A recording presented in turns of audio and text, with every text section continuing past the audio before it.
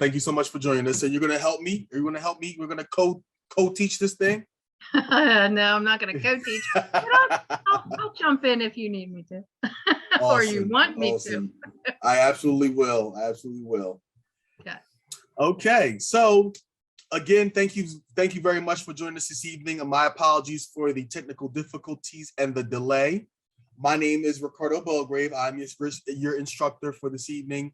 I was asked to be an instructor today by a very good friend of mine, Brandon Martinez, who is the TL for Keller Williams Legacy in Townsend, Maryland, right outside of Baltimore. Brandon is my mentor. Me and him connected actually through social equity.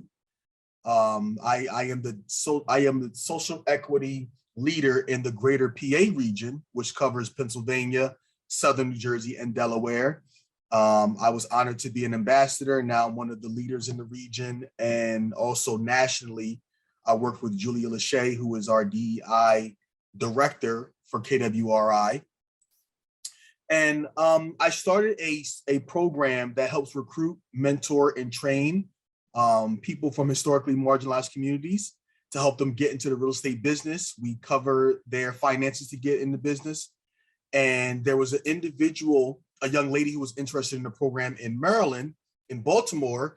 And I told her, find the closest market center and we'll see if we can create a program there as well.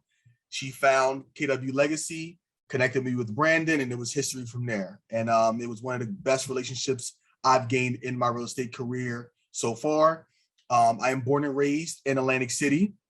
I was an educator for 10 years in Atlantic City, and I transitioned to real estate in 2018, where I now sit on my Market Centers ALC. I'm a regional ALC chair. I'm also part of the international ALC, and I just love real estate. And I thank my wife all the time because she pushed me to get into real estate. She said, Ricardo, you can make a lot more money doing real estate. I said, I don't want to sell houses. I want to help kids. She said, all right, we'll see. And when I was in a transition in my career, I tried it out and I fell in love with it. So I have a background in education and teaching. I still have a huge passion for teaching. So you'll probably notice some of that as I go through the class today. And please feel free to ask questions. If you can't share your video, understood. I understand if you can't share your camera, that would be ideal. But please ask questions. This is going to be an open session. It's not going to be very concrete. I believe you do have the materials for this evening. Is that correct? We do, or we don't have them. Okay, so I got one shaking of the head. Okay, thumbs up if you do have the materials. Okay, thank you. I'm gonna butcher your name. Starts with a K, Kulani. Can you state your name, please? Kulani. Kulani, I love that. That's awesome, Kulani. Thank you so much. I appreciate you. Charity, do you have the materials for this evening? Okay, awesome. Thank you so much, Charity. Robert's on camera. Robert, I saw you. Don't sneak away now. Robert, do you have the materials? No, I don't. Okay, all right. I think that the instructors usually post them in the chat room. Awesome. So that's what I'm going to do at the moment. I'm going to put the link in the chat so you guys can access that. Let's see. Boom. All right, here we go. So that should be it for the material for this evening. We are doing Ignite Element 7, Negotiate the Deal, which is huge in the market that we have right now. It's really, really important. Figuring out some nuances and some things that we can do to give our buyers, to put our buyers in the best situation possible for them to win a deal in a highly, highly competitive market. I'm sure in your region is just like it is in our region in Greater PA, where there's very, very little inventory and there's probably 15 to 20 buyers per house that comes on the market. And you've got about probably a 48-hour window before the home is under contract. Does that sound about right where you guys are as well? Yes. Okay. Thank you very much. All right. Before we get deep into it, if anyone would like to share kind of where you are in your real estate journey, maybe introduce yourself and then kind of share where you are in your real estate journey. If you don't want to, fine, but if you would like to, please, the floor is yours.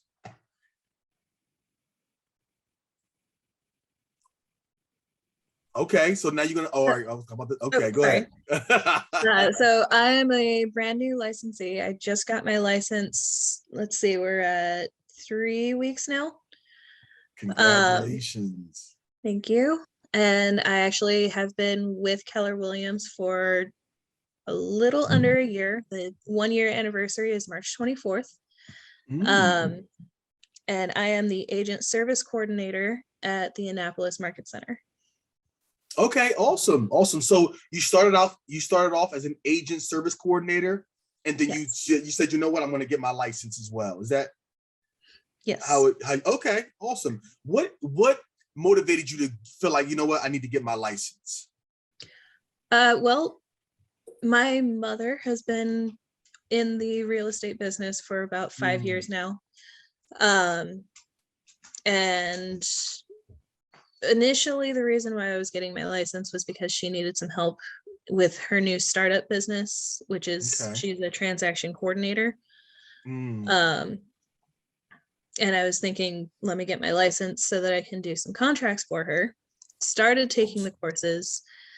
And as I was starting to do that, the market center that I'm at now was in need of a new front desk / agent service coordinator, and asked me to come in and take a KPA. Okay. And what were the results of the KPA? What was your top job fit? My top job fit was actually MCA. Oh, okay, cool, awesome. Well, congratulations on all your endeavors. And I hope this career path is very, very successful for you. Good question. What is the KPA? Does anyone know what the KPA is? A Keller profile assessment. Basically what that means is you are going to answer a series of questions as quickly as you can. First answer that comes to mind is the one you're going to choose. And that will basically give you your best job fit, whether it be a team leader, a market center administrator, as I mentioned, you're going to be a rainmaker, or potentially you may not be a good fit for real estate in general. However, that is not usually the case. Very true, Kalani. Thank you so much for sharing that. Yes, if you haven't done the KPA, please reach out to your TL and or MCA to have that assessment done. It's phenomenal. I actually did career visioning today with my regional director, John Clyde, and they used the KPA to assess your career visioning in Keller Williams. And basically career visioning is where you sit down for like 2.5, 3 hours and go over your KPA assessment and how it potentially fits in with what your career path will be with Keller Williams. And when I tell you it's on point, it is on point. It's very similar to the DISC assessment. If you ever heard of the DISC assessment, that is done, that was created by, what's his name? Donna, what's that gentleman's name that did the DISC assessment? I don't remember. Tony Robbins. There it is. Oh, yeah. Tony Robbins. Okay. Yes. So Tony Robbins does the DISC assessment, which is basically a personality analysis. But Keller Williams created one very similar that ties into the job fits and potential and career opportunities in Keller Williams. Phenomenal exam. Again, it's so on point. It's ridiculous. It's really scary. It actually teaches you more about yourself than you really know about yourself or what you're willing to admit about yourself. Anyone else want to share? We can do one more. Okay, Robert, you know what? You got your mic off and you're on video, so I'm gonna call you out. I'm sorry. Okay. What brings you here today? What brings me here is my father was in real estate for decades as a commercial realtor and a real estate syndicator back in the 80s and 90s. And I'm just winding down my corporate CPA financial analyst career of 30 plus years, and decided that I wanted to build something that my wife and I could rely upon to help pay our bills and usher us into some semblance of retirement over the coming 10 or 20 years, whatever it is. So I figured real estate would be a good fit. And it's very challenging for me because I'm so used to sitting in front of this computer and logging in 10, 12 hours for the man and then closing it down on Friday night. And now it's a new world for us. It's exciting, but it's a little bit scary as well. Yes, change usually is, right, exciting and scary. But good luck to you on your journey in real estate. I wish you the best, as I do everyone here. And yes, it definitely is not a 9 to 5 Monday through Friday. That's for sure. Real estate most certainly is not that. It's very interesting because I do a lot of recruiting as well. And when people discuss with me their interest in real estate, a lot of them discuss how they're interested in having a flexible schedule. And I'm like, yeah, it's flexible, all right. Like, you're working when everyone else is not working. And that's pretty much how it goes in real estate. And you learn that very, very fast in this business. So thank you again. Thank you, Robert, for sharing. Kulani, did I say it right? Awesome. Thank you so much for sharing. Let's get into it. So you should all have the material now. Did the drive open up for you? Are we good with the link, with the material? Did you get in the chat? Okay, I don't want to leave anyone behind. All right, awesome. So now I'm going to share my screen for the presentation. Let me get this.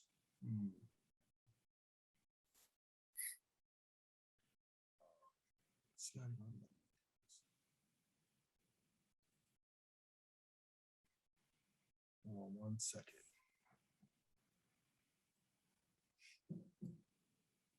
Okay.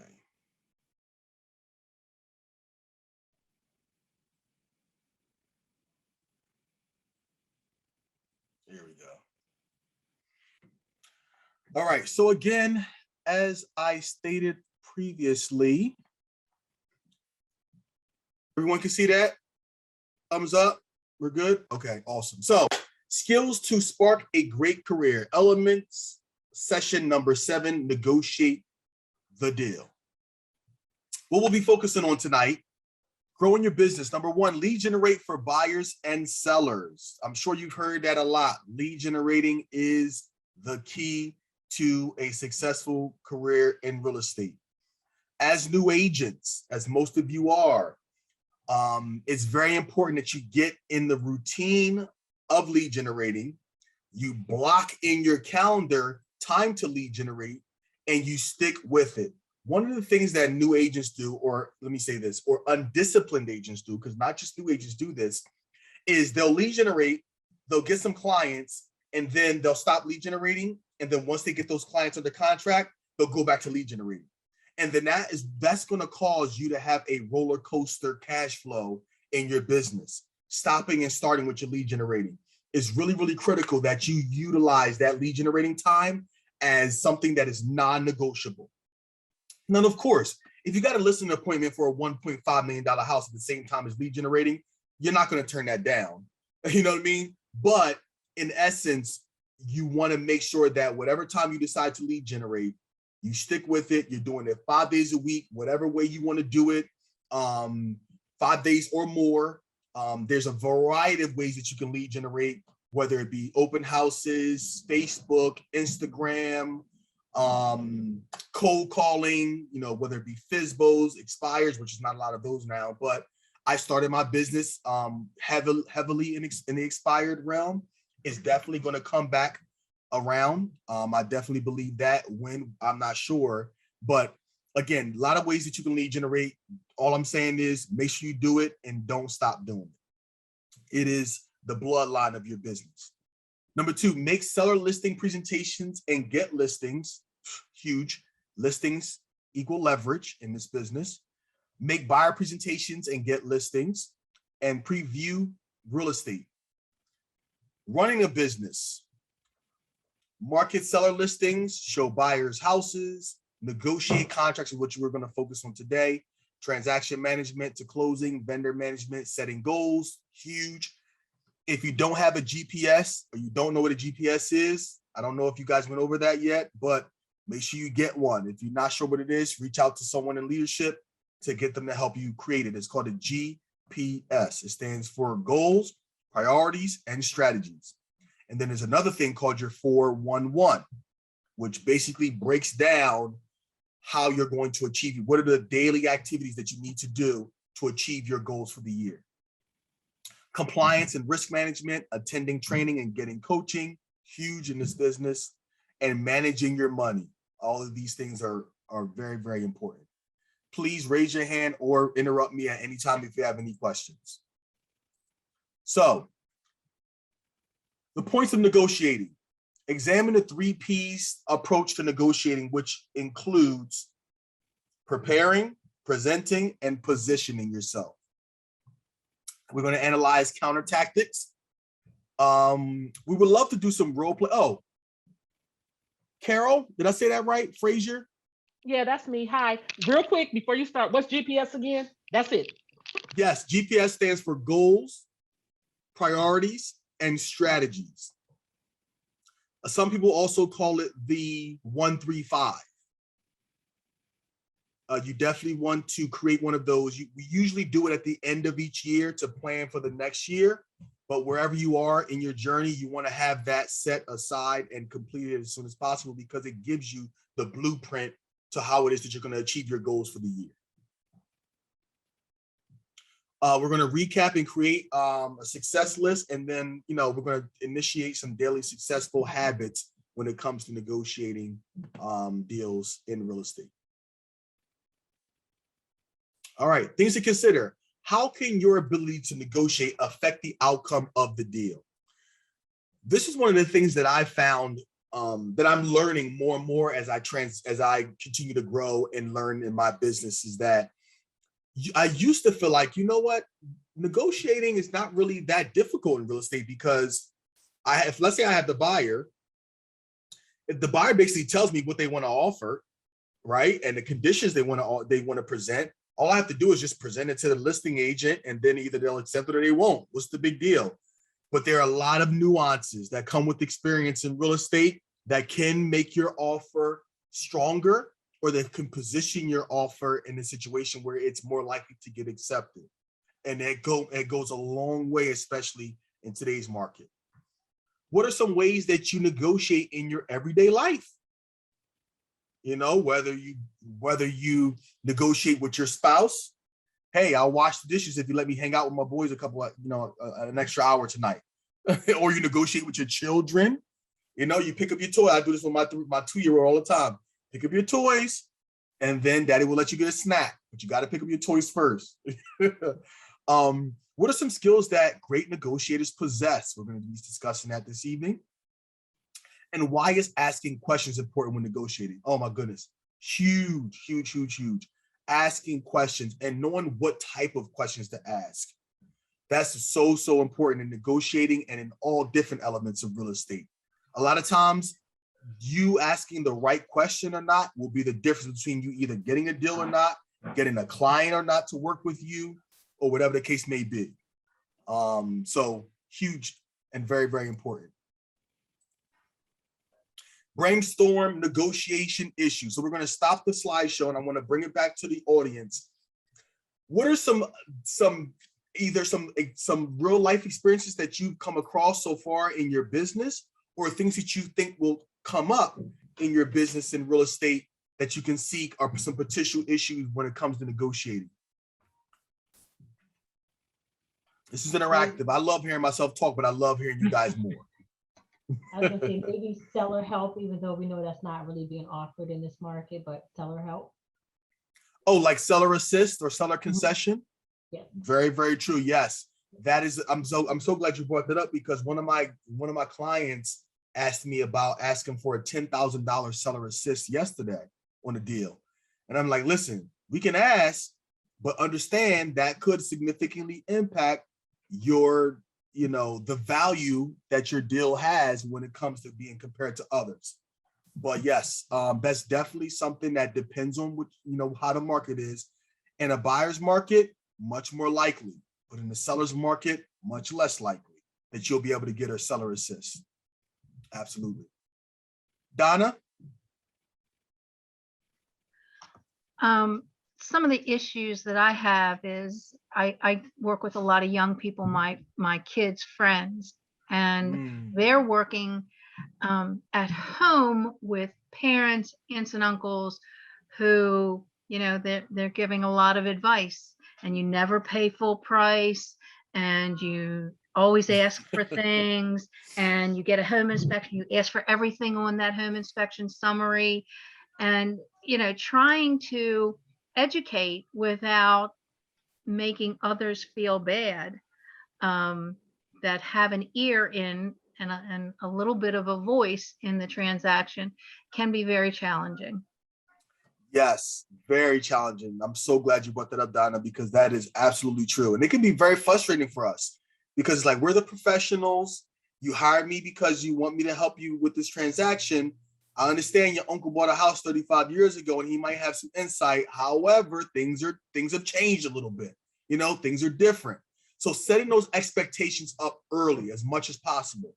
And trust me when I tell you, you'll do it. You'll go through all the things, you'll set all the expectations, and it'll still happen. Because, there's lots of reasons why. I think mostly because of trust. People are going to lean more towards the advice of someone that they trust. Even if they do trust you, they might not trust you to the extent that they trust their uncle, their aunt, their mother, their father, whoever the case may be. One of the most difficult situations is when you have someone who has a realtor in the family, but they're out of the state. Oh, well, my aunt's a realtor in Texas, and she said we should be doing this, and that. Listen, things are a little bit different over here. Things aren't the same in every state. So being able to handle those objections that come along with people who want to give their 2 cents is definitely something that comes up with negotiating. And sometimes buyers have to lose deals to learn to trust you. It happens a lot. They got to learn the hard way. Like, listen, I told you, you can't go 10,000 under asking when they're asking for highest and best. It's not going to happen. You know what I mean? And they got to lose a deal or two for it to really hurt. And guess what? They're still going to blame you, even when you tell them ahead of time not to do it. But that's a part of what we do. We're psychologists, we're teachers, we're realtors, we're lender, we're everything. We wear a lot of hats. We wear a lot of hats. But yeah, setting expectations up front can help mitigate some of those issues. But at the end of the day, sometimes it's just nothing that you can do about it. And sometimes clients have to learn the hard way. Kulani? I just wanted to build on what you were saying a little bit with the fact that your buyers will sometimes have to lose a deal to learn that a lowball offer is not the best idea in this market. But sometimes they have to lose a deal or two to realize that the items that are on their checklist of must-haves also have to be negotiated a little bit, because their must-haves probably are not available at their price point. Absolutely. Most of us are not working with buyers with bottomless pockets to buy whatever they want and get everything they want. So yes, that is very, very true when it comes to negotiating and possibly losing out on a deal because you're trying to get everything that you want at the best price possible. And look, we respect that. We as agents, when we're working with buyers, our goal is to ensure that we get our clients the home that they want at the lowest price possible. That's always what we're trying to do. But again, it always depends on the market and the situation. Donna? I was just going to say, I have a form that I give my buyers when we first start working together. It has a little house at the top, and anybody can make this up. And it says 9 things I can't live with and 9 things I can't live without. And I tell them to fill it out, but fill it out in pencil, because once you get out there and you start looking around, things might flip flop to the other side of the chart. And it sets the expectation because there is no perfect house. And I go through, that kind of a discussion, but especially first time home buyers. I like to make them aware of that. And it's a cute little form, and we kind of laugh about it, but it's interesting how many times something that they had to have, they buy something completely different.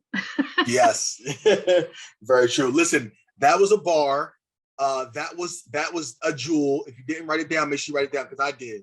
I love that idea, Donna. That's awesome. And that comes along with your buyer consultation meetings. Who's doing buyer consultation meetings, even in this crazy market that we're living in? You gotta have those meetings. They're so critical. Again, it provides you an opportunity to lay out the expectations up front, and answer a lot of the questions that your buyers may have throughout the process. And even though, again, you'll explain a lot, you'll have to repeat yourself, and that's okay. But at least you can feel comfortable enough to say that, I did at least explain this to you in the beginning of the process, as opposed to explaining things throughout the process when things get into critical mode. All right, we're going to go back to the presentation. Awesome. Thank you so much for sharing, guys. All right, common points of negotiating: price and terms. Let's discuss terms. What are some terms of a deal or of a contract that can be critical to whether your client gets the offer accepted or not? Opening it up to the floor. So besides the price, what are some terms that can be critical to whether or not your offer gets accepted? Financing type. Unfortunately, depending on what type of loan you have, can determine whether or not your buyer gets the deal. And it's a shame that FHA, let's just put it out there, FHA loans are frowned upon. USDA, VA loans for some strange reason. We know why to a certain extent, but it is unfortunate for our buyers that we work with. But that has a huge impact on whether or not a deal will get accepted. Anyone else? Besides loan type? Your closing date. Like, I find that if you tell somebody you can outclose, but you can stay in the house 2 or 3 weeks, like right now, closing dates is really important. Very true. And that goes into, thank you, Carol, for that. That goes into, that ties into asking the right questions to a listing agent. You can ask, listen, is there a closing date that your client will prefer? Would they like more time? Are they looking to close sooner, later? So that definitely can help and have a huge impact on whether your deal gets accepted or not. Other things, deposits, right? Initial deposits, additional deposits, home inspection. I never, ever suggest waiving a home inspection, no matter how crazy the market is, because believe me, it will come back to bite you. But buyers get desperate. And at the end of the day, our fiduciary responsibility is to serve them. So if they tell us, look, take out the home inspection, then it is what it is. But make sure you have them sign a waiver. Make sure you have them sign a waiver to cover you and your brokerage if they do decide to go that route. Having things in writing are so critical in our business. And understand, it's not a matter of if you get sued. At some point, you will get sued. But as much as you cover yourself, it will protect you and your brokerage. Kulani?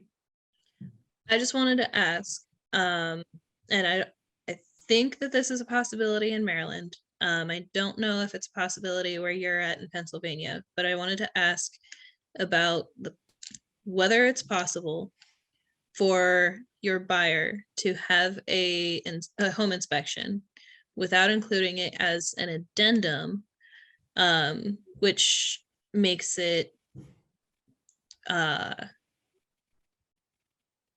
like informational purposes only. Yes. So Yes.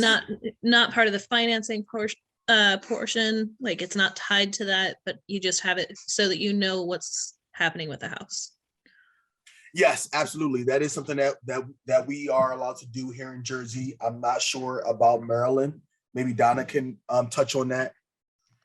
Yeah, no, I mean, if you want an inspection, you need permission. You need permission for entry and all of that. So you would still need to have an addendum, but there is an addendum called the as is with inspections, so that the seller will know that you're doing it for your information only. And then there's another qualifier in that addendum, as is with inspections, and then either the right to terminate based on your findings or no right to terminate. So you can still protect your buyer, because God forbid you get in there and you find out that the roof is caving in or the furnace is on its last leg or it has died, or, you know, your buyer would still be able to withdraw from the contract without a penalty. But so it's called as is with inspections, the as is addendum, and then it's with inspections, without inspections, with the right to terminate, without the right to terminate. And so you've got a lot of things, but you would still want to use that to protect your buyer. You definitely don't want to ask permission to go in and then just go. And what happens if the home inspector falls off the roof? You know, now we're talking a lawsuit. Because we had no legal written, because nothing in Maryland is legal until it's written down. You had no right to be there. I mean, maybe he you know, the seller could get amnesia. I didn't say you could go up on the roof. You know, you could go in the door, but I didn't tell you could go up. You know, it's, you got to protect yourself and your client, and that's what that addendum does. Excellent. Now, Donna, did you have your hand raised up for something else, or you wanted to share? I did. I was going to put in another term that you could put in the contract if we're ready, if they're ready to go on. And that would be an escalation clause. Yes. I don't know if you do those in Jersey either, but they're used frequently here. Yes, very, very true. It's not something that was common practice, but it's something that we've been using a lot more recently in New Jersey. Donna, can you explain the escalation clause a little bit for those who don't know? Sure. You go in and you know that you're in a multi-offer situation. You know it's going to go for at least the list price, but you're willing to pay a little more if you can just if you can win the bid. So you write a contract for full price, and then you add an addendum. And keep in mind, your buyer has to qualify for whatever he wants to offer. So you got to have that pre-qual letter in the background that says the list price is 200. You write the offer for 200, and then there's an escalation addendum that says, Mr. Seller, we are offering you full 200. However, if you get another offer where that is more attractive to you, and it doesn't have to be price, it could be timing, could be a lot of different things. It doesn't have to be price. However, if you get another offer that is more attractive to you, we are willing to give you at least $500, $1,000, $2,000 more that you would net out than the next closest offer. And there's some question as to how much proof they have to give you of the other offer. But if it does, then there are also terms in that escalation clause that says the additional, it has to appraise or it doesn't have to appraise, because if your lender, if it's an FHA, it always has to appraise for FHA for the sale price. Well, say you said you would go up to with a maximum of 210, and the other offer was 28. So, and you said you'd be 1,000 more than anyone else. So now the seller fills in the second part that says we need 209. You have to be able to prove that they qualify for the 209. And then if it's an FHA and it has to appraise for 209, there's also a clause where you can say, if it doesn't appraise, I will make up the difference in cash up to a maximum of, or you can say, nope, it's gotta go into the mortgage. The additional money, the percentage has to go into the mortgage. So it still has to appraise. If it doesn't appraise, then I could pay the difference, or then we can walk away, or we can renegotiate. And the seller might say, well, it only appraised for 208. I'm still getting more than I thought, so I'm okay with that. So there are negotiations within that addendum that can happen before the bottom line, because there are 3 sections of that escalation clause addendum that would have to be signed if it's utilized. Now, if you send it in with your offer and the other offers were less or not as attractive to the seller, and the seller doesn't utilize the escalation, he can't just say, well, I want 210. No. Then the escalation clause gets waived and it gets set aside. Excellent. Thank you so much, Donna. Appreciate that. Kulana, you had a question or a comment? I had a question about the escalation clause. So Donna, you mentioned that the escalation clause could be used whether the more appealing offer is at a higher price or a more desirable closing date, or a variety of different. Would it be possible to use the escalation clause to say that you are flexible on the closing date, or that your buyer is flexible on the closing date? Donna, you're muted.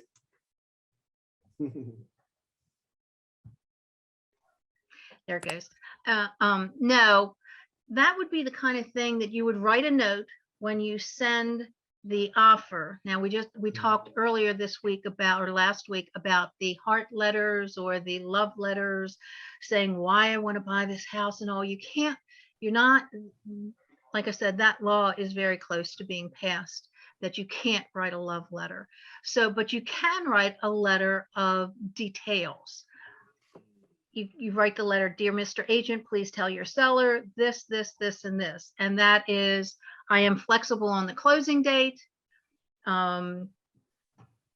We would be willing to give a rent back if they would need it, that type of thing. You can't say, I love this house and I want to raise my family here. And, you can't say that kind of stuff anymore. But that's the kind of thing that you would put there. There isn't a place in the escalation clause, because really the escalation clause applies for the pricing of the house. Yep. Thank you. That was a perfect answer. Thank you, Donna. I told you I was going to get you to help me co-teach. All right. Use negotiation tips to respond to common points. So, examining the 3 P's approach to negotiation. So we're gonna go to page 7 in our books. I'm gonna pull up the book so we can take a look at that. Let's see. Let me. Oh my gosh, this is the first time we've been asked for a book. Hold on, let me pull my book up. I missed that memo. I'm sorry. No, you're fine. No problem. Did you get it in the chat? Did you see the I did. You did? Okay, perfect. I told you the teacher was gonna come out of me. All right. So again, we are on page 7. Make sure I got it right. There we go. Okay. So let me share my screen. Okay.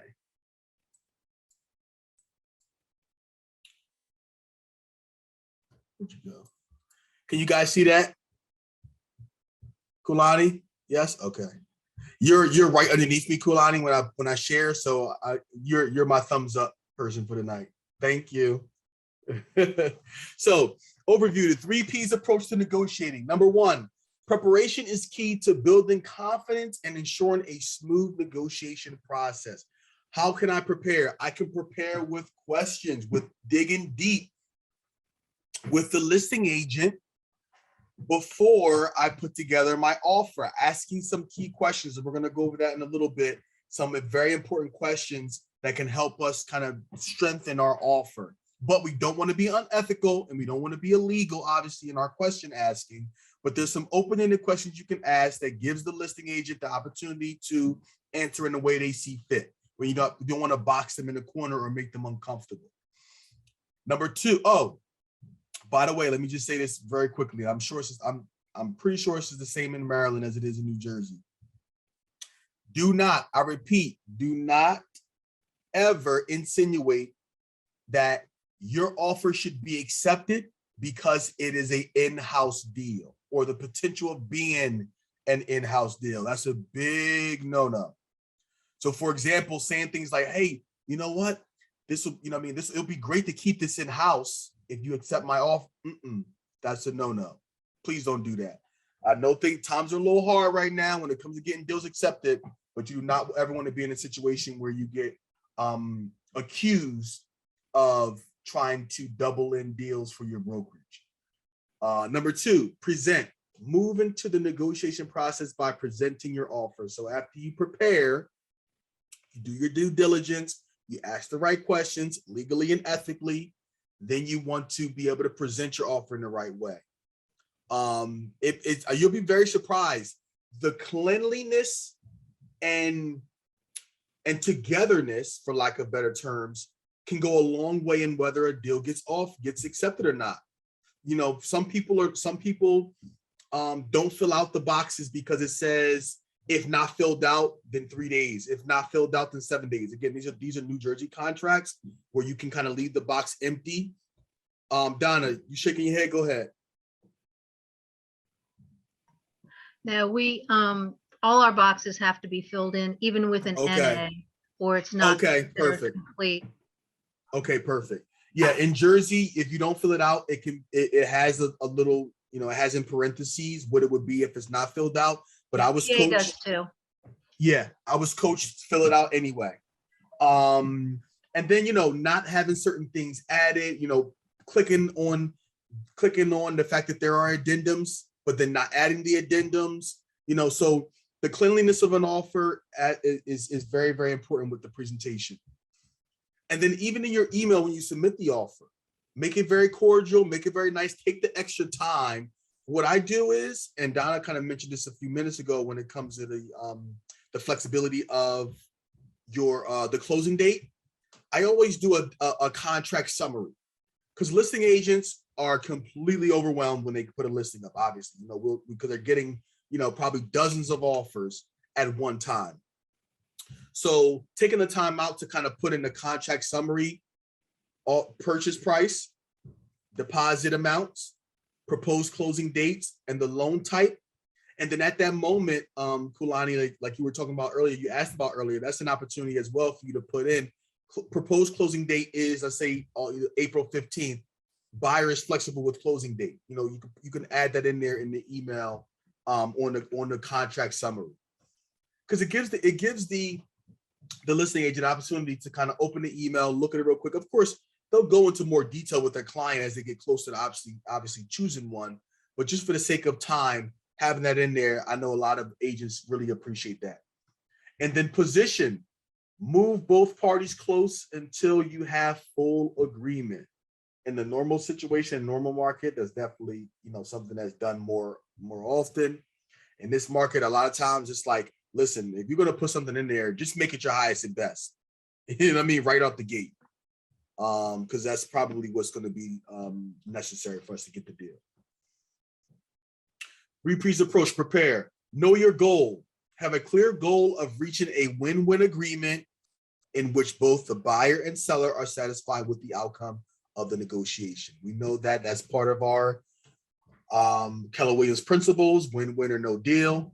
Know your client. Make sure you fully understand your client's goals. Learn the areas in which they are willing to negotiate and where they will stand firm. Think ahead. Anticipate what the other party wants out of the negotiation. Set clear expectations prior to meeting with the other party. Set clear and realistic expectations with your client. We talked about that earlier. Be informed before making an offer or counteroffer. It's good practice to speak with 2 other agents.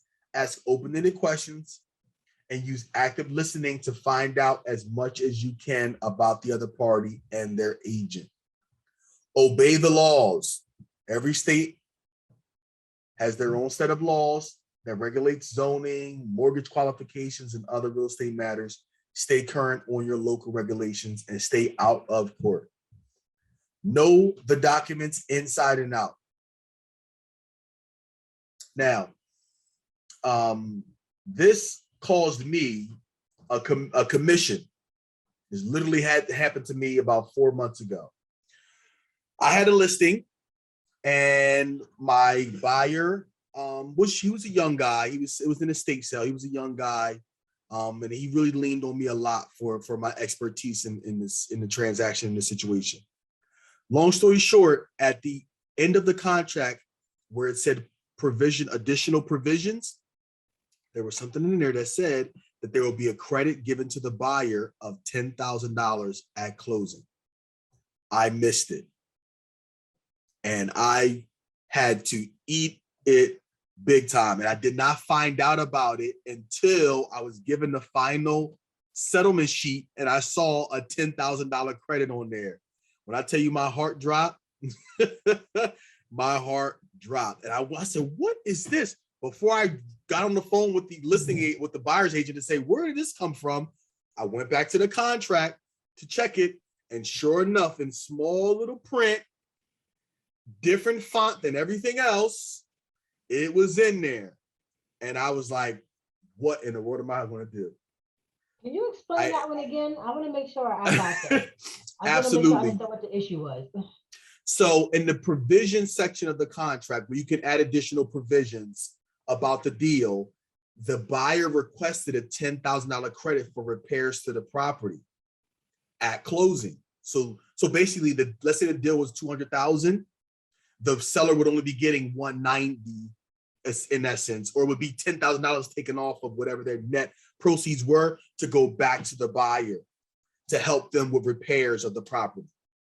And I totally missed it. And I had to give up my commission and negotiate with the buyer's agent and the buyer to kind of split the difference because it wasn't a $10,000 commission check. So all that time and effort that I put in, gone. At that point, the goal was just to see that the deal got closed so that the brokerage didn't get sued for the remaining balance or for the $10,000 that we missed out on. And even though my client signed a contract, they signed it because, again, I'm their agent and I'm representing them, and I didn't clearly explain that throughout the process, that it cost me a commission check. And it was obviously very, very embarrassing, to say the least. Donna? That's important, especially in our area, because we have Maryland Realtor forms that most brokers use, but some brokers, they can add to the Maryland Realtor form, but they can't subtract anything, but they can add other provisions into their contracts. So if you're used to using just the regular Maryland Realtors form, not one that your broker's attorney added some other stuff to, you need to make sure that you really do read the contract. As much as you think you know the contract, you need to read every line or each paragraph and just make sure that someone didn't stick something in like they did for you. The other thing is that most counties in Maryland use those Maryland Realtor forms, but in the Washington area, the GCAR Association of Realtors encompasses a couple of counties, including DC, and they have their own forms. And they are different, and the nuances are different. For instance, in the Maryland form, it says, unless stated otherwise in the contract, documentary stamps and transfer taxes will be split equally between buyer and seller. In the GCAR form, it says that the buyer will pay it all. So if you're giving a buyer, if you had a buyer that didn't realize that maybe their family was all from Baltimore, oh, you're going to split all that, you're going to talk about that. When you start looking at numbers, sometimes you have to really be careful because there are different nuances in different areas of the state. Excellent. Thank you so much for sharing that.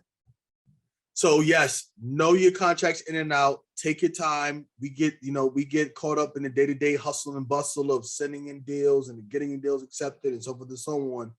And it can cost you a lot if you don't take that extra time to just sit down and read through everything. Donna, were you good? Your hand was still up? Oh, you're good? Okay, awesome. All right, let's go back to the presentation.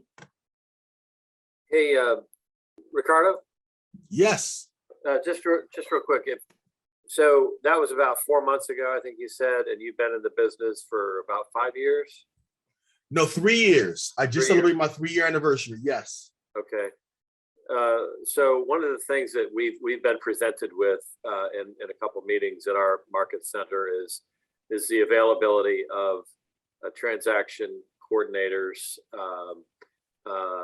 for a fee, and there's one in particular that our Columbia Center is affiliated with. And I guess my question would be had you used one of those services with this particular deal, would you expect them to catch that little thing that you missed in the review of the contract? Absolutely. And that would be definitely one of the pros to utilizing that service, is to have an additional eye or eyes on the contract, because we are human beings and we make mistakes. So it's always a benefit to have someone else be able to look at it. Yes, leverage. Absolutely. Leverage. Yep. Absolutely. Yep. So leveraging those resources are critical. And hey, paying that extra $375 for that person could have saved me thousands of dollars, right? So we got what you'll learn in your business in real estate as you continue to grow is that a lot of times, it's best to pay those extra things or expenses to provide yourself with leverage, and to also buying back your time is going to be very, very, people waiting in the waiting room. It's going to be very, very critical as your business grows. We call it buying back time. So being able to leverage other resources, paying the extra couple dollars to get that support, whether it be for someone to help be your safety net with a transaction coordinator or other things, whether it be someone to help support you with marketing, and so forth and so on. So the MREA book talks about, the different levels of getting to become a millionaire real estate agent. And again, being able to leverage those resources, whether it's provided with your market center or otherwise, is very critical. Thank you. Absolutely. Thank you, Robert.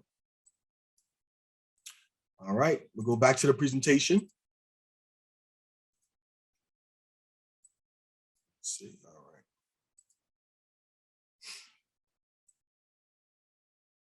right. All right. So we talked about this. Negotiating is a skill that can be learned and perfected with experience. The best practice for negotiating and bringing the buyer and seller together is a 3Ps approach, which we discussed. Know your goal, know your client, think ahead, set clear expectations. Here goes some open-ended questions that have unlimited responses and options. What additional information should I know? Excuse me. What is important about closing in 30 days?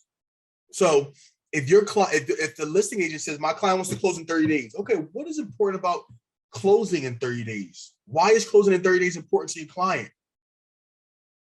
How do you feel about that? That's more of a client question as opposed to an agent question. Do you have to sell your home by a specific date? That's obviously a client question to your seller. Do you have any other offers? That's an agent question. asking an agent, are there any offers? Are there any other offers on the table? Because you can call an agent and say, and I do it now, even if the house is on the market for 2 days, is the property still available? Yes, the property is still available. Okay, do you have any other offers?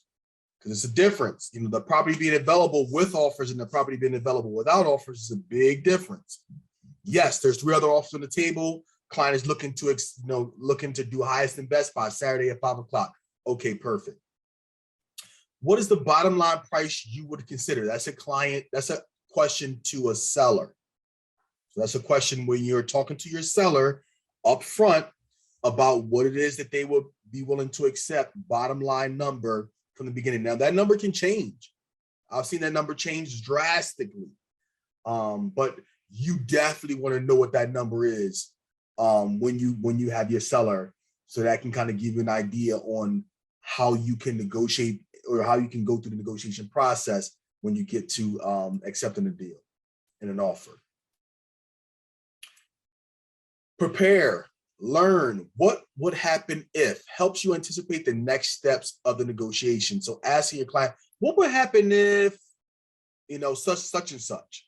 So giving them kind of some scenarios to kind of navigate through.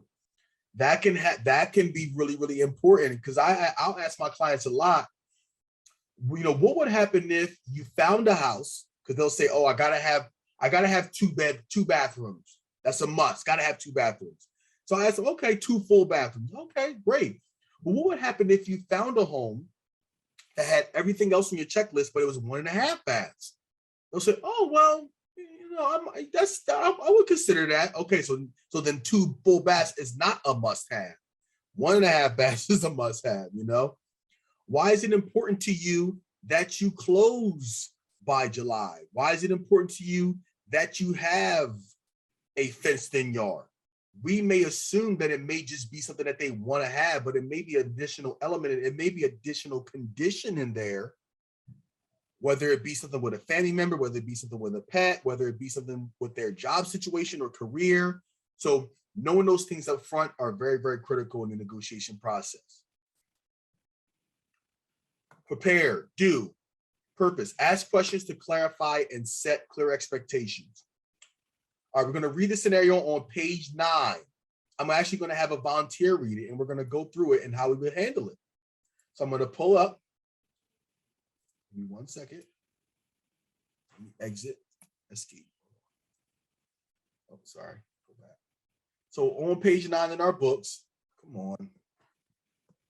Okay, here we go. Where are you at? Oh, you went away? Okay. So, okay, here we go.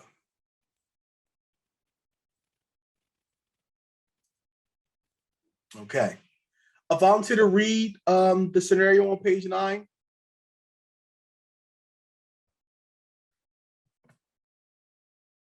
There we go. Carol, thank you, Ms. Frazier. You're welcome. Where are we starting at? Scenario. Scenario, yes. Okay. You are representing a single buyer. Your client is renting her present property. Like any first-time buyer, she is looking to you to guide her through the process. The asking price for the home she really loves is $175,000. Not sure what market, but okay. The house appears to have evidence of a roof leak, but is listed as is and is correctly priced. Your client would like to keep her payments as low as possible since she still has a number of student loans to pay off.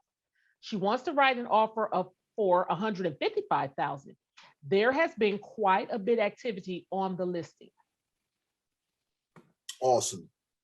So what are some follow-up questions you can ask your client? And then we'll talk about some questions that you can ask the listing agent. So let's start with the client.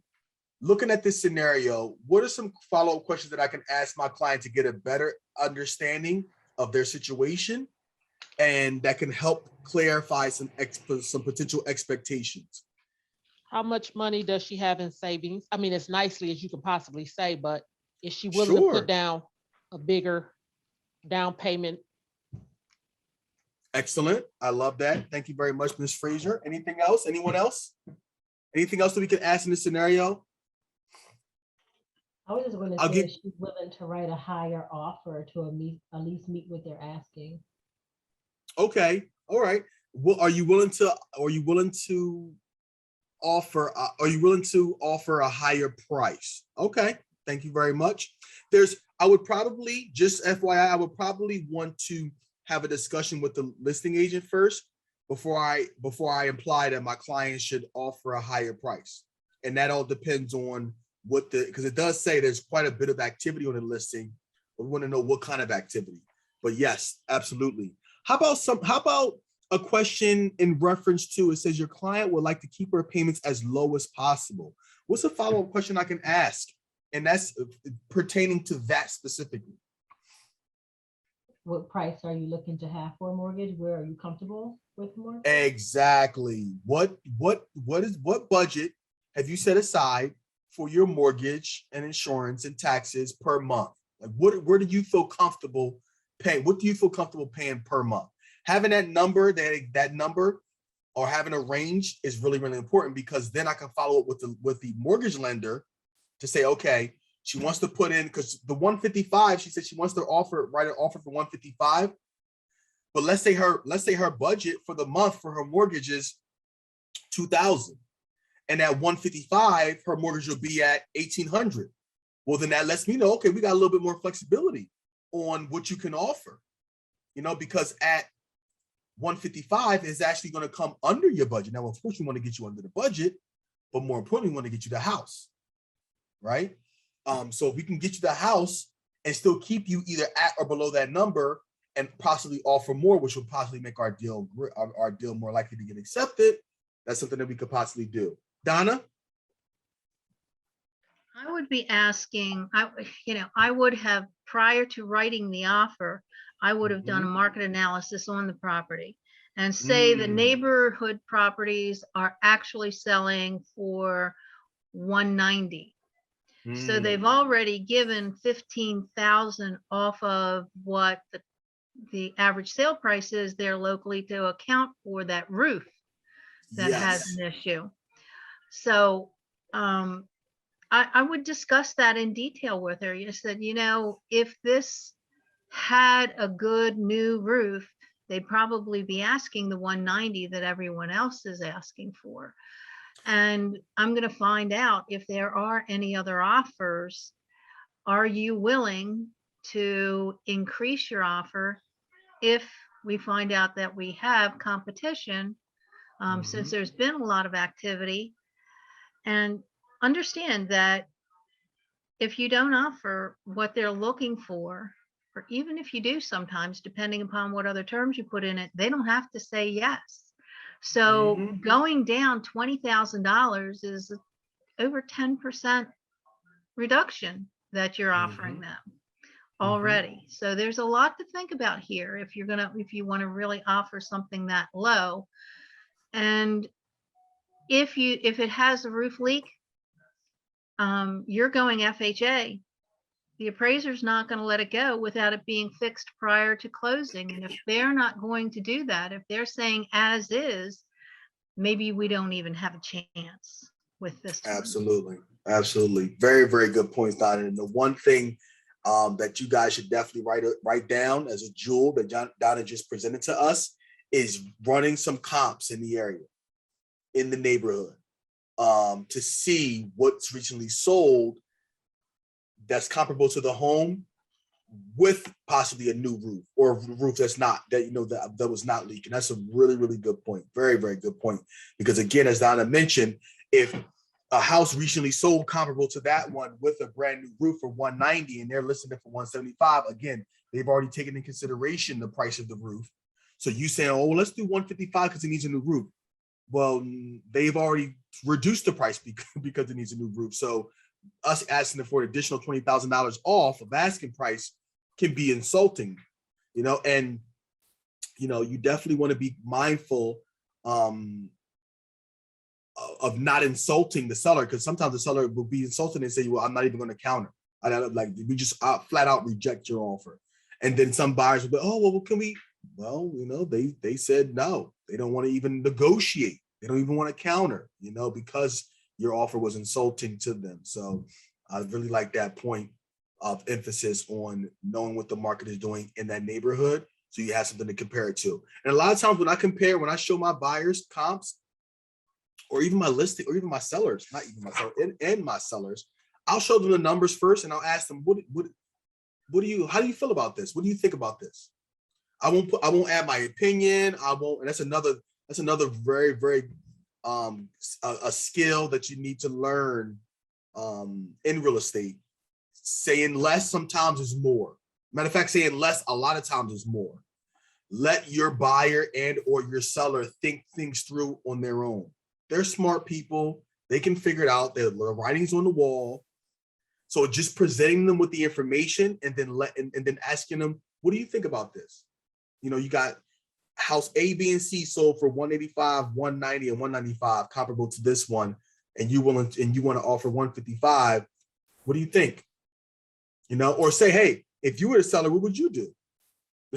You know what I mean? Like, if you were the seller, how would you respond to this offer? Oh, well, you know what? That would be a little insulted, so, put the ball in their court, kind of give them a little feel for how they would be on the other side, because, God willing, they will be a seller one day. Every buyer eventually will be a seller at some point, so, try to keep that in consideration as well. Donna? And a lot of times, especially if they're first time, they're going to say, well, what would you do? I say, you know what? My opinion doesn't really count. What I'm willing to do, you might not be comfortable with. What you're willing to do, I might not be comfortable with. So this is all about you.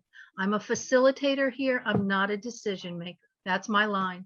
I'm not a decision maker. I'm a facilitator. I will give you all the information so that you can make a good decision for yourself, because that's who it's all about, is you.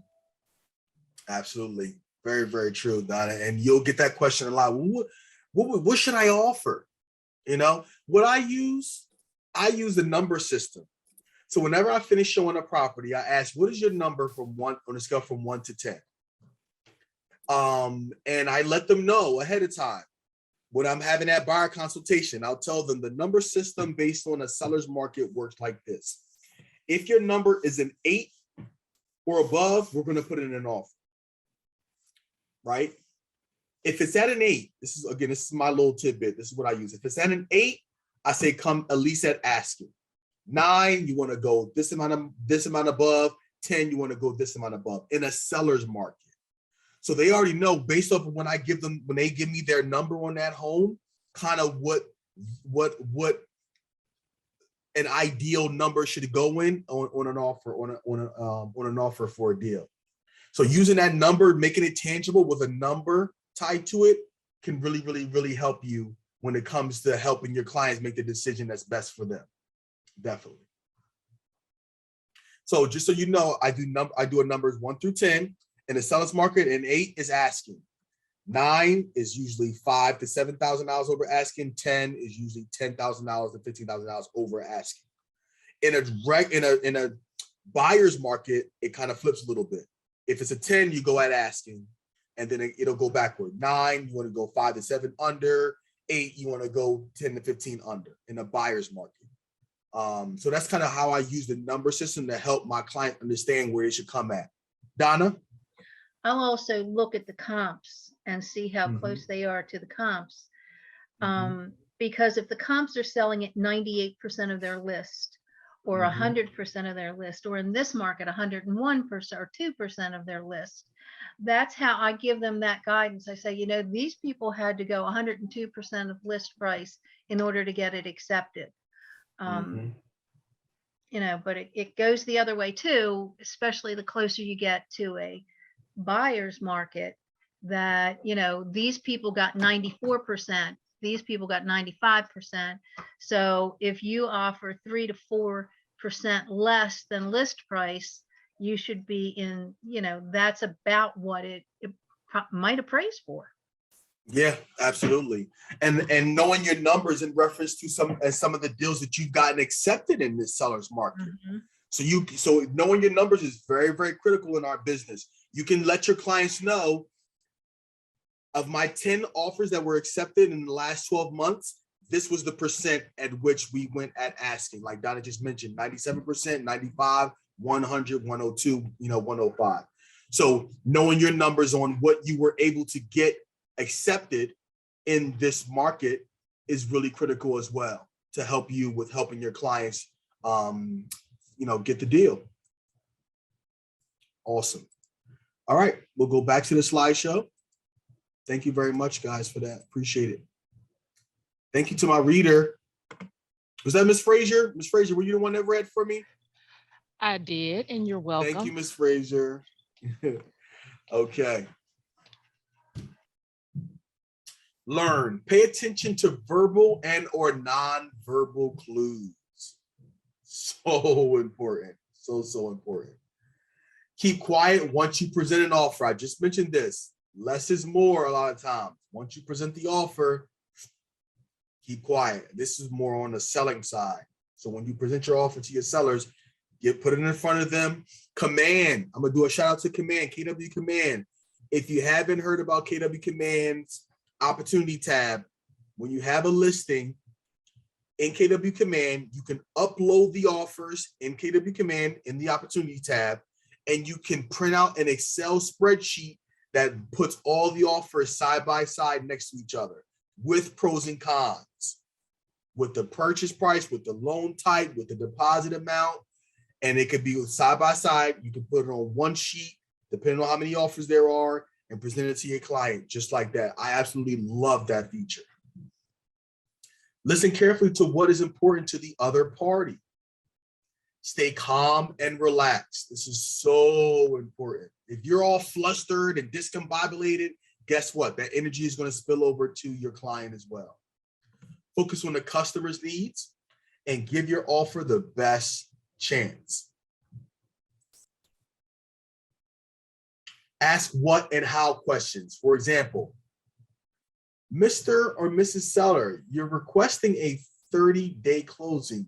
What is important about closing in 30 days? We talked about that earlier. Understand what is important to the other party allows you to prioritize and address their issues in order of importance. Some clients, the date is more important than the net amount. As strange as that is, but it does happen.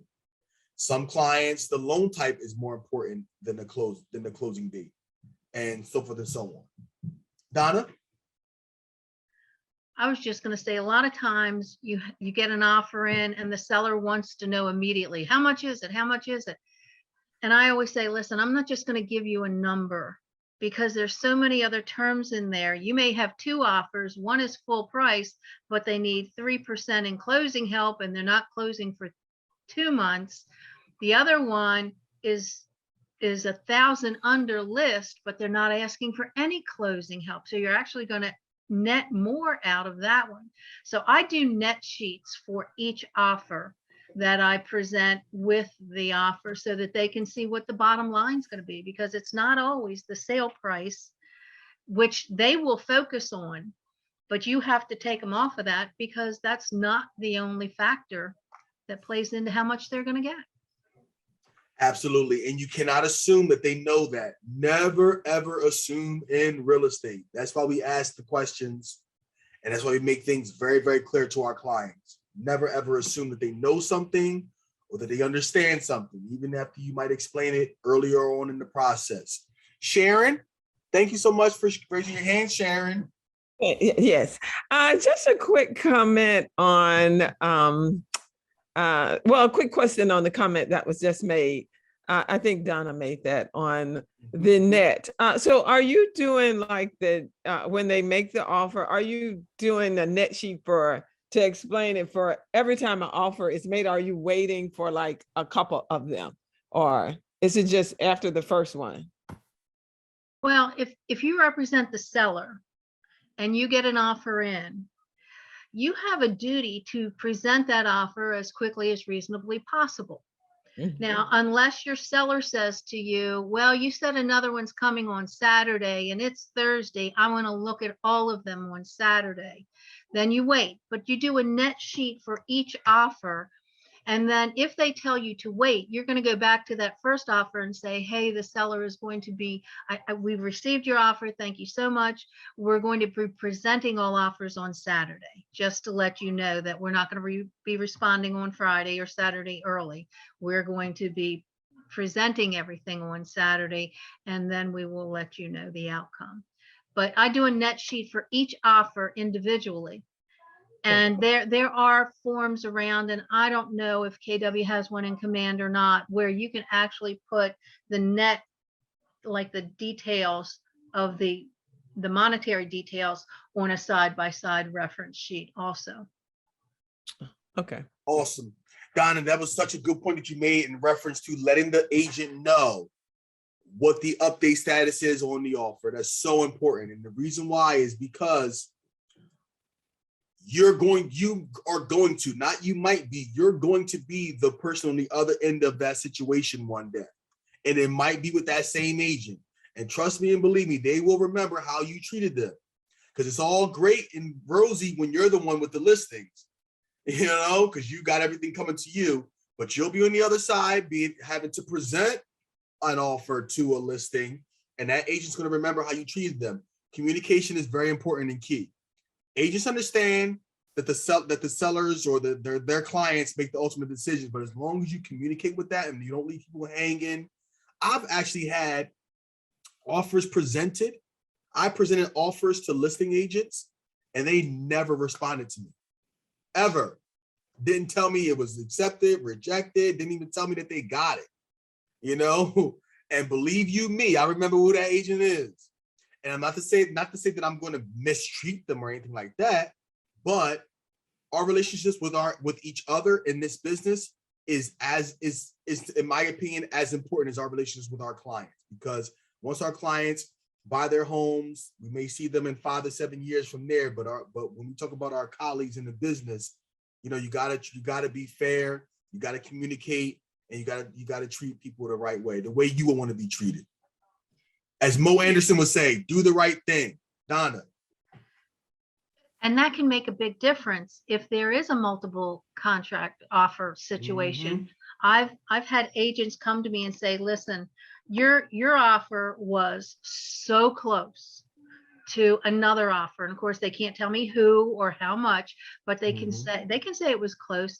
And it was so close. And when the seller said to me, what would you do? And she said, I know Donna. I've worked with Donna before. I know she will get us to the table. I don't know this agent, so I can't give you any advice on this agent.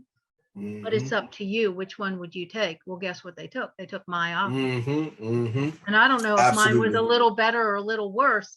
Didn't make any difference. The thing that became important at that point to the seller was, are we going to get to the table? And are we going to have an easy time getting this transaction done? And absolutely it can. So you do want to build the relationships with other agents. Absolutely. And you get to know too who the agents are that maybe you know you're going to end up having to do a little extra work. Because your seller said, yep, I'm going to take this one. And you think, oh, here we go. But but you just keep smiling and you do whatever you need to do to get it done for your client, because that's what it's about. Absolutely. I got an offer accepted today because of the relationship that I had with the agent, because it was very, very close. And they said, Ricardo, we've done work together in the past. I know how you work. And I let my client know that we've done great things together in the past. So it goes a long way. So my attitude and my advice is treat every agent as if you're going to see them again and you're going to be on the other end, the other side of the deal, looking for that relationship to come in handy. Treat every single agent that way, and sometimes, look, I'm not gonna lie to you. Sometimes you'll get into some, situations with some agents. You gotta let them know about themselves. I'm not gonna lie, but always keep it professional and do your best to keep it cordial. That's all. All right. And by the way, only go to the agent's broker if it's an app. That's the last resort. Don't run to the agent's broker telling on them about every little thing. Use it as a last resort. That's another thing that you don't want to get a reputation for being the agent that's always telling on people when it comes, going and telling the broker. All right. Okay. We got about 15 more minutes, so I'm going to run through these fairly quickly. Because we got, I love the questions. I like the back and forth. Let's see. Analyze counter tactics. We're not going to do that with a partner. Counter tactics with a partner. This is the role play, recap, ahas to achievement. How has your thinking changed? What ideas or mindsets were new to you? So let's discuss these things. And I'll read it to you so I can pull up the screen. But any ahas, any things that changed for your mindset from today's lesson? Any jewels or bars that you feel as though you're going to take back with you and add to your tool bag? Tia? I like what you said about less is more. Saying less is actually saying more. And I have your number system. I wrote down the number system. I really like that. And then just reading over the contract, getting really familiar with all the appropriate paperwork and reading over the contract. Yes. Don't make the same mistake I made, Tia. Please. Look for the tiny print. I'll try not to. Yes. Sharon, thank you so much thank you, Tia. Sharon? Yes, actually, you made a comment, and I meant to write it down. But the one that you were talking about, and I think I said nice info when you said it, but you mentioned that the KW command, because we do use that, but you were talking about the opportunity. And if you could just mention that one more time so I can actually, do you remember what it was that you were talking about? Oh, yes, absolutely. Absolutely. As a matter of fact, I'm going to go off the cusp a little bit here, and I'm going to pull it up so you can see it. Okay. How's that? That's perfect. Okay, so let me see. Hopefully it'll be nice to me today, because KW Command has its little glitchy moments. I love it, but it definitely does do that sometimes. So let me see. While I'm pulling this up, anyone else want to share their ahas for this evening?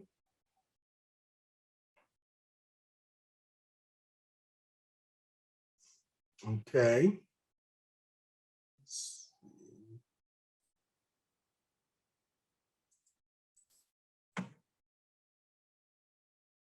Okay, so I'm going to pull this up so you can see it. So in KW Command, and now Robert, you're right underneath me now. It's switched up. So thumbs up. Can you see that? Can you see the KW Command profile? Yes. Okay, awesome. So here it says, so you're in the opportunities, okay, and you have a listing. Make sure you guys are creating your opportunities in Command. Super, super important. Over here, it says offers and commissions. So I can add a new offer, right? And I'm going to use this as an example. Let's say offer number 2. Offer 2, create offer. I'm just going to throw some things in here. I'm going to let that stay the same. Buyer B. You have to have multiple ones in there for it to show up. And right now, this one only has one. So that's why I'm throwing another one in here real quick. Agency. You can do terms, say sell price $250, cash, $200 in cash. I'm gonna finance it. Okay, earning money deposit is 10. All right. Then here you can put your pros and cons on the offer. You can also do a summary here. Again, I'm uploading an offer into the opportunities tab for this particular listing. Then I'm going to save it. So now, once it loads up, it'll be 2 offers on here. Let's give it a little bit more time.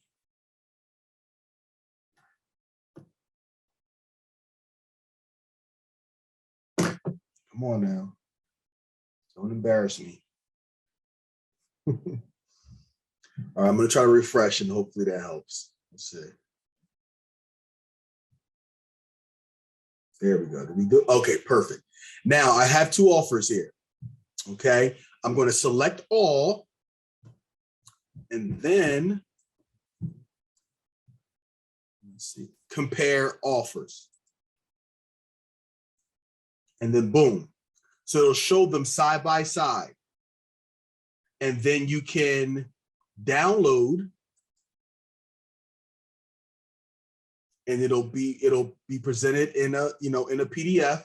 And then I literally will download this. I'll print it out, and depending on what situation you have with your client, you can bring that to them in person. So you want to have all the contracts in hand, obviously, so that they can sign it, sign it in person if you're going to present in person. But then having that Excel spreadsheet where you can see it all on one page is very, very beneficial and helpful. Did that help, Sharon? Yes, that was perfect. Awesome. Okay. So let's see what else we got. Okay. What do you feel differently about? What was meaningful to you today? So is there a preconceived notion or attitude that you had about negotiating that you now feel differently about?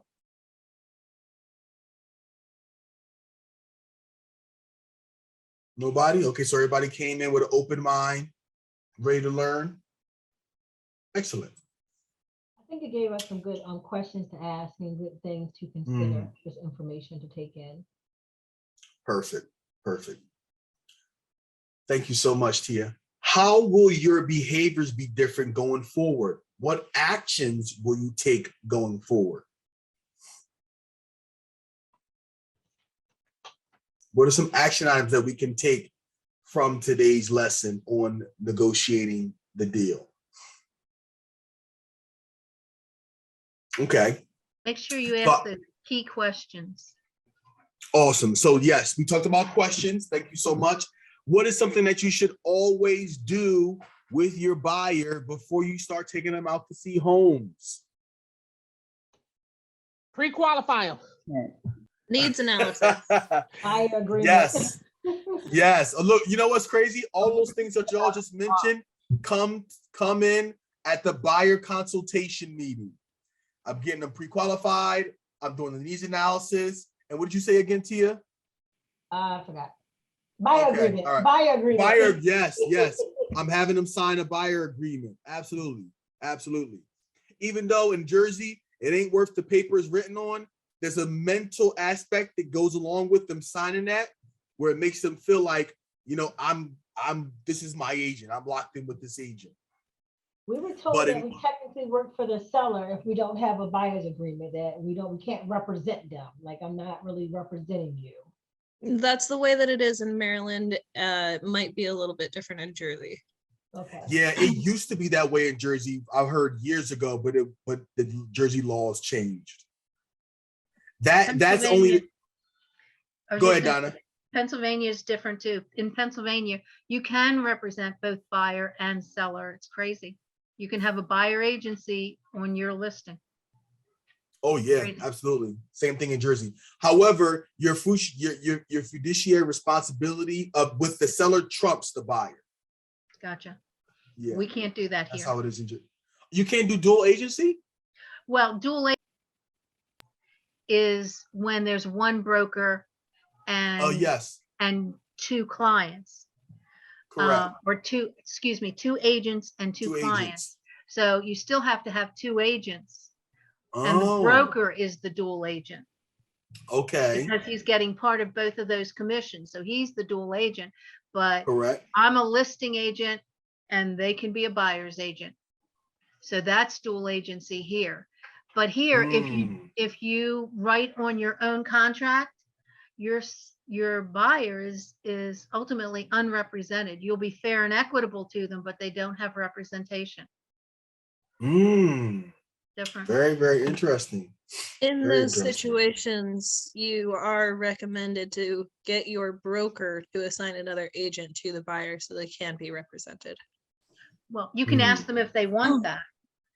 And sometimes they do and sometimes they don't. It's up to the buyer whether they want to be represented or not. And when you hear that used to be a big thing before buyer agency became a big thing. all the agents represented the sellers. All these buyers were never represented. They were just being treated fair and equitably, but they were not actually represented on paper by anyone. And that's how it was for like 100 years before buyer agency came to be in about 1995. Absolutely. Awesome. Thank you so much. Okay, so just some reminders.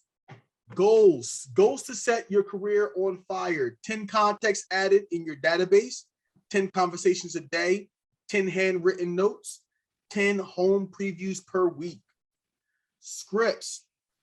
Do we have scripts for lead generating? Uncovering motives, identifying objections, closing the deal, speaking in terms and customer understands, and building confidence. Who has a plethora of scripts? Got your script binder? All right, start collecting the scripts, adding them to a binder or in a Google Drive of some sort. They're a huge asset to you, especially when you're starting off, because most agents say, well, what do I say? I don't know what to say when I call, a sphere of influence or whatever the case may be. So scripts are very, very critical. Role playing. Who has a role play partner? I do.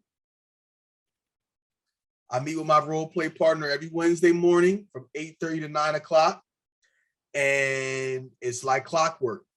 And as soon as I get on the call, this is very important what you're role playing. Don't start off with, oh, hey, good morning, how you doing? Oh, you know what? I just got this deal yesterday and it is driving me crazy. What? Tell me more about that. That's not what role play is. You can set aside another time for that. And I do. I have those are my Friday morning calls. Those are my vent calls. I got two other colleagues. We just talk and we vent and we give each other advice on situations that we're handling, and deals that we're handling. But role play, as soon as you call, you get right into it. Good morning, Mr. Seller. How are you? This is Ricardo Belgrave with Keller Williams Realty in Langshore. Just wanted to call because I saw your house was on the market for quite some time. Have you, whatever the case may be, this is a FSBO call. I'm working on FSBOs right now. So, yes, please get a role play partner. Ideally, if you can get someone that can do it with you twice a week for 30 minutes. It doesn't have to be anything extensive. You role play. You go into your script. You ask for feedback, positive, and also some things to make you better. When you're role playing, always give them the appointment. Don't make it too hard where it's like, oh, I'm not going to give. You want to, you want to give them the appointment to make them feel better not feel better, but to build their confidence in talking with people. Don't be too hard. Don't be the overachiever. I'm not going to give you an appointment. Give them the appointment. Okay, be nice. And again, you do your script, feedback. They do their script. You give them feedback, and then you call it a day. Donna? I was just going to say, when you're doing that, have your script with you and make notes. Make notes on it. There's sometimes those scripts just don't sound like you. It's not the way you talk. And so you find another way to get that same message across using a couple of different words. There's a word in there that you never use, and the people will say, what? I know. That is not, what are you reading from? Because you want a script to sound planned, but not canned. I had a coach tell me that one time. You want your scripts, you want to say the same thing, you want to ask the same questions, but you want it to be natural. Like you just plan to call and ask about this, but not that it's, hi, Joe, this is Donna. How have you been? You don't want it to sound that way. That's a canned script, and they know that. But if you, if you just make it natural. And remember, less is more. When you're running your scripts, don't focus on, I got to get every single thing answered once that person starts talking, let them talk. You're just writing your notes, taking down your points, especially if you're talking about FSBOs and things of that. When you talk about sellers, let them talk. and you're just gathering more and more information to identify what their motive is. Okay, the longer you can keep them on the phone, the more they're buying into you possibly representing them at some point. So when they start going, don't think while you're listening to them, okay, I wish they were here to be quiet so I can ask my next question. No, utilize that time to write down your notes to get to know them better and listen very carefully. The last thing you want to do is forget something that they said because you wasn't paying attention, and then you find yourself on an island like, uh-oh, now what do I do? And if they say okay to the appointment, don't think you have to ask the rest of the questions. Just take the appointment, because you might talk yourself out of the appointment. Absolutely. Absolutely. Lord knows I have done that before, for sure. Yes. Sharon? So during like in our office when we're there, we do like lead generating from like 9:30 to 11. And so, depending on what it is you're working on, sometimes it might just be cold calling. And we will do that. And then when you're talking to someone, when you're speaking and you're going through the script and they say something, you go like, oh my gosh, they stop. I can now start talking. They actually paying attention to me. Because most of the time it's like, I don't have time, click, you will eventually get one and they'll go like, yeah, I was looking for homes. You'd be like, Yes. And it's so refreshing, right? Like when you get that hook, that's definitely like one of the best feelings in the world. And sometimes you'll get the hook because you got 10 no's and you'll get that one like on the hook and you like, oh snap, what do I do next? Now what do I, You're just waiting for them to, exactly. But practice makes perfect. Doing the role playing is very critical to that, to getting used to handling those objections. And other than that, I wish you guys all the best of luck. It was an honor and a privilege for me to be with you this evening. I'm really excited about the engagement and the turnout. Like, I don't know if we could do this in the greater PA region at 6 o'clock at night. I'm just being honest. So shout out to you guys for being here tonight. You being here tonight shows your commitment and your investment in your business. Take advantage of these type of opportunities because getting coaching and training from experienced agents will significantly reduce your learning curve in this business, which will help you build your confidence and make more money. Because that's what we want, right? Yes. Oh, you don't want money, Charity? Oh, you do want money. Okay. All right. Awesome job tonight. Thank you guys so much. I wish you the best of luck. And you know what? I'm gonna put my contact information in the chat. I'm gonna put my contact information in the chat. I'm also gonna put in there my Facebook profile. So if you want to follow me on social media, you can do that as well. And I look for, and look, if you know anyone looking to buy in South Jersey, I would love to be a referral agent. So put that in now. And email is always best for me. So please reach out via email and I will definitely get back to you. And if you know anyone who's looking to get into the real estate business, but they can't financially afford to do so, please reach out to me for that as well. Because we are going to be bringing the social equity. It's the social equity real estate mentor and career program. We're bringing it to Baltimore and Townsend, Maryland this summer. The youth cohort in particular, that's going to be for people in the ages 18 and 21. So if you know any young people that want to get into the business, or you yourself know that this might be something your market center will be interested in, you can reach out to me for that as well. You can find me on social media at belgrave.realestate. That's going to be Facebook and Instagram. All right. Thanks again, guys. Have a blessed night. Thank you.